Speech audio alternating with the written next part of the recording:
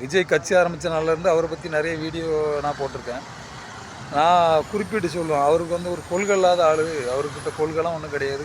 மக்களுக்கான அரசியல் விஜய்கிட்ட கிடையவே கிடையாது. நம்ம ரொம்ப நாளாக சொல்லிக்கிட்டு தான் இருக்கோம். அவர் பேசும்போது அவரோட அரசியலை பற்றி விமர்சனம் பண்ணி வீடியோ போட்டோம். அவர் அரசியலுக்கு அவரை வரவேற்றும் வீடியோ போட்டோம். ஆனால் நம்ம நினச்ச மாதிரி, நம்ம சொன்ன மாதிரி தான் அவர் அரசியல் இருக்குது. அதாவது அவரோட கொள்கை என்னென்னா, திமுக எதிர்ப்பு மட்டும்தான் அவரோட கொள்கை. திமுக எதிர்க்கக்கூடாதுன்னு நம்ம சொல்ல வரல.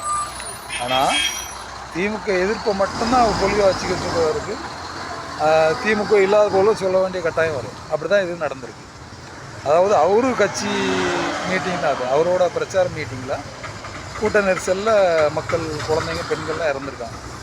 அப்போ அவர் தான் அந்த பொறுத்து இருக்கணும், அந்த தவறை வந்து திருத்திக்கணும்.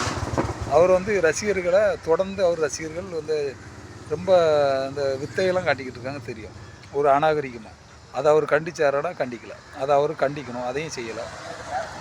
அதை அவர் கண்டிச்சாருன்னா இப்படி இவருக்கு நடந்திருக்காது. ஏன்னா அவர் கூட்டத்தில் அத்தனை ரசிகர்கள் இருக்கும்போது அவங்க என்ன பண்ணாங்க, அதை நெரிசல் ஆகும்போது அலறி இருக்கும்ல அந்த குழந்தைங்கள்லாம். இப்போ அந்த அளவுக்கு தான் ரசிகர்கள், ஒரு ரசிகர் மனப்பான்மை இருக்கும்.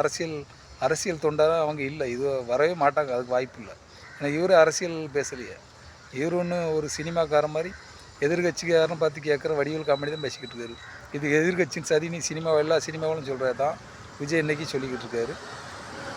அதே கொள்கையை தான் வச்சுருக்காரு. அவர் சினிமாக்காரனாக தான் என்ன இருக்கார், அவர் கடைசியில் வர ஒரு அரசியல்வாதியாக மாற மாட்டார். ஆனால் ஆபத்தான ஒரு அரசியல் அவர் பண்ணுறாரு. திமுக காரணம், அது காரணம், இது காரணம்.